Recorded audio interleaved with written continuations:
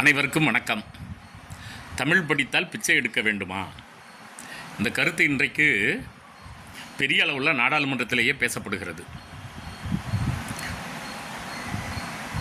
எந்த படிப்பை படித்தாலும் எந்த ஒரு மனிதனாக இருந்தாலும் படிக்கிற படிப்பை ஒழுங்காக பயன்படுத்தி அறிவுபூர்வமாக நடந்து கொண்டால் அவர்களால் வரலாற்றில் வாழ முடியும். தமிழ் படித்ததனால்தான் 19ஆம் நூற்றாண்டில் ஆறுமுக நாவலர் வரலாற்றில் வாழுகிறார். கந்தபுராணம், திருவிளையாடற் புராணத்தை அவர் தமிழ் படித்து தான் வெளியிட்டார், பதிப்பிச்சார். தமிழ்நாட்டில் அச்சகம் வச்சு நடத்தினார். இலக்கண சுருக்கம் வெளியிட்டார். நன்னூலுக்கு காண்டிகோரியை வெளியிட்டார். அது அவர் இன்றைக்கு உலகளவில் பாராட்டுவதற்கு காரணம் அவர் தமிழ் படித்ததால் தான். ஐரோப்பியராக இருந்தால் கூட தமிழ் படித்து திருவள்ளுவர் பயனையும் திருவாசகத்தையும் திருக்குறளையும் நாலடியாரையும் மொழிபெயர்த்ததுனால தான் ஜியு போப்பு உலகளவில் பாராட்டப்படுகிறார். தன்னை ஒரு தமிழ் மாணவனவே அவர் குறித்து கொண்டார். அதனால் தமிழ் படித்த எல்லோரும் பிச்சை எடுக்கிறார்களா என்றால் அதை ஒரு ஒன்றிய அமைச்சர் நாடாளுமன்றத்தில் சொல்லுகிறார் என்றால் அவருக்கு தமிழ் மீது இருக்கிற வெறுப்பு. இவர்கள் ஒன்று தாங்கள் வெறுப்பாக பேசுவார்கள், நீச பாசை என்றார்கள், தமிழை பேய்மொழி என்றார்கள், பைசாச பாசை என்றார்கள், தமிழ் கவிதைகள் பண்டாரப்பாட்டு என்றார்கள். இது அவர்களுக்கு இயல்பான ஒன்று. எங்கேயோ ஐரோப்பியாவிலிருந்து வந்த ரெவரன் பெஸ்கி இங்கே தமிழ் படித்ததுனால தான் இன்றைக்கு கடற்கரையில் அவருக்கு செலவைத்து அவரை பெருமைப்படுத்துகிறார்கள். தமிழில் அகராதி முதல் எழுத்து சீர்திருத்தம் முதல் காப்பியங்கள் முதல் சிற்றிலக்கியங்களை வரை எழுதி புகழ் பெற்றிருக்கிறார்கள். ஆகையினால தமிழில் தமிழ் படித்ததால் புகழ் பெற்றவர்கள் அப்படின்னு பார்த்தீங்கன்னா பெரிய பட்டியல் இருக்கிறது. போன நூற்றாண்டில், அதுவும் அம்மா 100 வருஷத்துக்கு முன்னன்னு சொல்கிறாங்க, போன நூற்றாண்டில் கிட்டத்தட்ட சிதம்பரம் வாத்தியார்னு ஒருத்தர் செஞ்சார்ஜி கோட்டை கல்லூரியில் இருந்தார். எவ்வளோ பெரிய அறிஞர்! நீங்கள் அங்கே வேதகிரி முதலியார் இருந்தார். 30க்கு மேற்பட்டவர்கள் பதிப்பாசிரியர்களாக, நூலாசிரியர்களாக. ஏன் நீங்கள் பண்டித சருராயல்னு ஒருத்தர் இருந்தார். அவர் தமிழ் ஆன்டிகுவரின் பத்திரிகை நடத்தி உலகம் பூரா ஆங்கிலத்தில் தமிழினுடைய பெருமையை போட்டவர் ஒரு தமிழ் படித்த மாமனிதர். நீங்கள் தமிழ் படித்த மாமனிதர்கள் பட்டியல்னு போன நூற்றாண்டில் பார்த்தோம்னா பெரிய பட்டியல். வள்ளலார் எதனால் இன்றைக்கு வாழ்ந்து கொண்டு இருக்கிறார்? அவருடைய கவிதைகளுக்கு இணையாக ஒன்று உண்டா? புகழோடு இல்லையா? வைகுண்ட சுவாமிகளுடைய அகிலத்திரட்டு. அப்போ சமூகத்தில் புரட்சியும் செய்து தமிழையும் படித்து புகழ் பெற்றவர்களுடைய பட்டியல் மிகப்பெரிய பட்டியலாக இருக்கிறத நம்ம கவனிக்கிறோம். அதுவும் அம்மா சொன்ன 100 ஆண்டுகள் வரலாறு அப்படின்னு பார்த்தீங்கன்னா மா கோபாலகிருஷ்ண ஐயர்னு ஒருத்தர், அரும்பொருட்டிரட்டுன்னு வேட்சுவரத்தையும் ஆங்கில புலவர்களெல்லாம் மொழிபெயர்த்து தமிழில் போட்டிருக்கார். தமிழ் படித்தவர். நீங்கள் தமிழ் படித்ததினாலே வாழ்ந்தவர்கள், தமிழ் படித்ததினாலே புகழ் பெற்றவர்கள் பட்டியலை கடந்த 100 ஆண்டுகளை என்னால் 1000 பேரை சொல்ல முடியும்.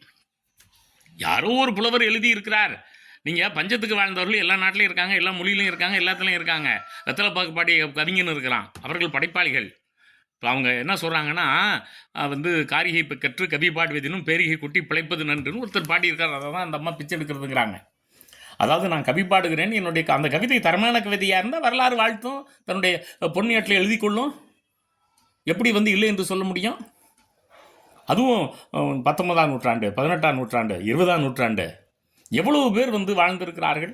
ஆனால் அவர்கள் எப்படி நீங்கள் இழிவுபடுத்தினீர்கள் என்பது தான் அந்த இடத்துல கவனிக்கணும். நவசியாய முதலியார் கல்லூரியில் ஆசிரியராக இருக்கார், மெட்ராஸ் கிறிஸ்டியன் காலேஜில். சாமாசாஸ்திரியும் இப்போ சமஸ்கிருத பேராசிரியராக இருக்கிறார். அவருக்கு 300 ரூபா கொடுத்துட்டு இவருக்கு 100 ரூபா கொடுத்தீங்களே, இழிவுபடுத்துறீங்களே. அப்புறம் தானே தந்தை பெரியார் போராடினார். நாங்கள் ஏன் தந்தை பெரியார் அந்தம்மா சொல்கிறாங்க என்னமோ சொல்லிவிட்டாருன்னு. எதற்காக நாங்கள் தந்தை பெரியார் இன்றைக்கும் தமிழ்நாடு வணங்குகிறது, போற்றுகிறது? அன்றைக்கு அந்த தமிழாசிரியர்களுக்கு வாங்கி கொடுத்தது அவர் தானே. 1906லேருந்து 27 வரையிலையும் தமிழடிங்க இப்போ மெட்ராஸ் பல்கலைக்கழகத்திலேருந்து தூக்குனீங்களே. நான் அந்த உயர்மட்ட குழுவில் இருந்த உங்களுடைய பட்டியலெலாம் போட்டுமா? அத்தனை பேரும் பார்ப்பனர்கள். இல்லைன்னு சொல்ல முடியுமா அந்த அம்மாவில்?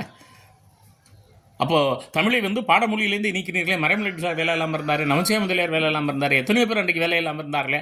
பதிமார் கலைஞரே வேலையை விட்டு போக வேண்டிய சூழல் வந்ததே. அந்த அளவுக்கு உங்களுக்கு தமிழ் வெறுப்பு இருந்தது. நீங்கள் உங்களுடைய முன்னோர்களும் நீங்களும் எப்படிப்பட்டவர்கள் என்பது வரலாறு எங்களுக்கு தெரியுமம்மா. நீங்கள் என்ன யாரிடம் பேசுகிறீர்கள், என்ன வரலாறு பேசுகிறீர்கள்? தமிழை எவ்வளவு இழிவுபடுத்தினீர்கள் நீங்கள். 5 எழுத்தால் ஒரு பாடை என்று அறையும் 4 அறிவுடையர் என்று தமிழை இழிவுபடுத்தவில்லையா? தமிழை மட்டுமா? பிராகிருத் என்றால் என்ன பொருள்? பண்படுத்தப்படாதது. அபப்பிரம்சான்னா என்ன பொருள்? இலிசனர் மொழி. சமஸ்கிருதத்தை தவிர எல்லா மொழியிலும் பேய் மொழி என்று சொன்னவர்கள் அல்லவா நீங்கள்? என்ன பேசுகிறீர்கள் நீங்கள்? இந்தி உட்பட இந்த நாட்டில் இருக்க அத்தனை மொழியையும் சொன்னவர்கள் நீங்கள். எங்களுடைய பக்தி இலக்கியத்தை பண்டாரப்பாட்டு என்று சொன்ன நீங்கள் சொல்லுகிறீர்கள் வந்து தமிழ் படித்தால் பிச்சை எடுக்க வேண்டுமா? என்ன கருத்து இந்த கருத்து? இது கோயிலில் தினமும் தட்டேந்துவதை நம்ம பார்க்கலையா? நீங்களே சொல்லையா பிச்சை போடுங்க தட்டுலன்னு சொல்லவில்லையா? தமிழ் படித்து இன்றைக்கு வரலாற்று வாழ்கிற பல்லாயிரம் பேர் என்னால் சொல்ல முடியும். மனோன்மணிய சுந்தரனார் வரலாற்று வாழ்கிறார். விவேகானந்தரோட திருவனந்தபுரத்தில் எவ்வளவு விவாதங்கள் நடத்தியவர்கள், சைவத்தை உயர்த்தி பிடித்தவர். அப்போ தான் விவேகானந்தர் சொன்னார், இதெல்லாம் ஆங்கிலத்தில் எழுதுங்க, நான் அடுத்த முறை போனால் வந்து உலகினுடைய உயர்ந்த மதம் சைவம்னு சொல்லுவேன்னு சொன்னார். அப்போல்லாம் திராவிட மதம் என அழைக்கப்பட்டது சைவ மதம் தான். 50க்கும் மேற்பட்ட கடிதங்கள் எழுதினார் விவேகானந்தர். அப்போது வந்து கடந்த நூற்றாண்டில் வந்து தமிழ் படித்து புகழோடு வாழ்ந்தவர்கள் எத்தனை பேரை என்னால் நூற்றுக்கணக்கில் பட்டியல் போட முடியும். ஒரு பெரிய காவல் அதிகாரியாக இருந்த பவானந்தம் பிள்ளை 150 நூல்கள் வெளியிட்டார் தமிழ் ஆர்வத்தின் காரணமாக. அப்போ தமிழில் வந்து படித்து விட்டு புலமை பெற்றவர்கள், அறிவு சார்ந்தவர்கள் எத்தனையோ ஆயிரம் பேர். ஆனால் நீங்கள் வந்து இழிவுபடுத்த வேண்டும் என்கிற நோக்கத்தோடு வாழ்ந்தவர்கள், இழிவுபடுத்தியவர்கள் உங்களுடைய வரலாறு அப்படி. அதனால தான் நீங்கள் வந்து பேசுகிற போதே வந்து தமிழ் படித்தால் பிச்சை எடுக்கிற சூழல் இருந்தது என சொல்லுகிறீர்கள். ஒரு பாடத்தை தமிழ் வழியில் படிப்பது வேறு, தமிழை மொழிப்பாடமாக படிப்பது வேறு. இந்த சிக்கல்களெல்லாம் எங்கே தோன்றுகின்றன? தர்மேந்திர பிரதான் அவர்கள் உங்களுக்கு பணம் தரமாட்டேன் என்ன சொல்லுவதிலிருந்து இந்த சிக்கல் தொடங்குகிறது. அப்படி இந்த சிக்கல் தொடங்குகிற போது மும்மொழியை திணிக்கிறோம் என சொல்லுகிறீர்கள். மொழிப்பாடமாக ஒன்றை திணிப்பது என்பது கூடுதல் சுமை என்பது தமிழ்நாட்டுடைய நிலைப்பாடு. இருமொழிக் கொள்கைக்கு மேலே நாங்கள் ஏற்றுக்கொள்ள மாட்டோம் என்பது ஒன்று. நீங்கள் வந்து அதற்கு நீங்கள் தடையாக இருக்கிறீர்கள். இன்னொரு மொழியை கொண்டு வந்து தமிழ்நாட்டை வீழ்த்த வேண்டும். எப்படி தமிழ்நாட்டில் படித்தவங்க வெளியில் வேலைக்கு போகிறான்னு. அடுத்தது ஆங்கில வழியில் கற்றல் என்பதற்கும் நீங்கள் எதிராக இருக்கிறீர்கள். இன்றைக்கு மத்திய அரசாங்கம் எடுக்கிற நிலைப்பாடு இருக்கிறதே வந்து எல்லாரையும் படித்து முடிச்சுட்டு வேலை இல்லாதவனை மாற்றணும்னு நினைக்கிறீங்க. தமிழ் வழியில் இருக்கணும், மலையாள வழியில் இருக்கணும், தெலுங்கு வழியில், இந்தி வழியில் இருக்கணும். ஆனால் ஆங்கில வழியில் இருக்கிற போது தான் புதிய புதிய ஆய்வுகள் வரும். இப்போ நான் வந்து தமிழ் தான் படித்தேன். நான் மொழிப்பாடம் கூட எனக்கு ஆங்கிலம் இல்லை பட்டப்படிப்பில். நான் என்ன பிச்சை எடுத்துக்கிட்டா இருக்கேன்? இன்றைக்கி ஒரு கல்லூரி பேராசிரியராக இருந்து இன்றைக்கி பல பல்கலைக்கழகங்களுக்கு, பல நிறுவனங்களுக்கு, உயராய்வு மையங்களுக்கு நான் போய் சொற்பொழி வழங்கிட்டுருக்கேன். என் வீட்டில் 30,000 புத்தகம் வச்சுருக்கிறேன். அப்போது திட்டமிட்டு நான் வந்து நூல்களை நாளும் வந்து படித்து நாளும் வந்து என்னுடைய அறிவை புதுப்பித்துக் கொள்கிற போது என்றைக்கும் வந்து சமூகம் நம்மை வந்து வணங்கத்தான் செய்யும். நீங்கள் தமிழ் படித்து விட்டு உயர்ந்தோர்களை பட்டியலில் சொல்லட்டுமா? டாக்டர் பொற்கோ சென்னை பல்கலைக்கழகத்து துணைவேந்தராக இருந்தார்.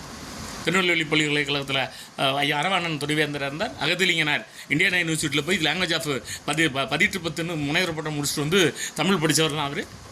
டாக்டர் மூவா தேபூமி உங்களுக்கு தமிழ் முடித்து விட்டு பொது பல்கலைக்கழகங்களில் துணைவேந்தர்களாக இருந்த பட்டியல் பெரிய பட்டியல். என்ன நீங்கள் வந்து தமிழ் படித்தால் வந்து பிச்சை எடுக்க வேண்டும் என்கிறீர்கள்? நீங்கள் ஒருத்தன் வந்து தமிழில் கவிதை பாடி நான் பிச்சை எடுத்தேன் என்று சொன்னதை திரித்து தமிழ் படித்ததால், அப்படியானால் அவன் தமிழே படித்திருக்க மாட்டான். அதுதான் உண்மை. ஒழுங்காக படித்து படைப்பறிவோடு அறிவோடு இருந்திருப்பீர்களே ஆனால் எந்த பாடமாக இருந்தாலும் வெற்றி பெற முடியும். படித்திருக்க வேண்டும் என்கிற அவசியமே இல்லை. பெருந்தலைவர் காமராஜர் வந்து படிக்காமலே புகழ் பெறவில்லையா? ஏன் உங்களுடைய பிரதமர் படிக்காமலே புகழ் பெற்றவர்னு உங்களுடைய மாநில தலைவர் அடிக்கடி மேடைகளில் பேசிக்கிட்டு இருக்காரே? ஆகையினால ஒரு மனிதன் வாழ்க்கையில் வெற்றி பெறுவதற்கு அறிவு முக்கியமானது, திட்டமிடல் முக்கியமானது. அறிவை பெறுவதற்கு கல்வி ஒரு வகை, ஒரு வழி, படிப்பு ஒரு வழியே தவிர கல்வி மட்டுமே, படிப்பு மட்டுமே ஒரு மனிதனை ஆளாக்கி விடாது. இதை வந்து நாடாளுமன்றத்தில் போய் தமிழ் படித்தால் பிச்சை எடுக்க வேண்டும்னு சொல்லுகிற உங்களுடைய அந்த திமிர் இருக்கிறதே ரொம்ப கொடுமையான திமிர். ஆமாம், இதுபோல் நீங்கள் வந்து ஆணவமாக பேசிவிட்டு தமிழ்நாட்டில் நீங்கள் வந்து கால் ஒன்ற வேண்டும் என்று நினைக்கிறீர்கள். என்றைக்காவது ஒரு நாள் தமிழனுக்கு ஆதரவாக நீங்கள் பேசியிருக்கீங்களா? நீங்கள் நிதியமைச்சராக இருக்கீங்க. அந்த காலத்தில் வந்து காமராஜர் இப்போ பிஎஸ்சியிலையும் வரிசையாக அது எல்லா வைகை அணைக்கட்டையும் பணத்தை கேட்டு வாங்கி நெய்வேலியையும் உருவாக்கி தமிழ்நாட்டுக்கு இந்த மாதிரி வந்து பெரியார் இப்படி பேசுகிறாரு, அண்ணா இப்படி பேசுகிறாருன்னு காங்கிரஸ்காரன் வாங்கிட்டு வந்து கொடுத்தான். அப்படி யோகிதை உண்டா உங்களுக்கு?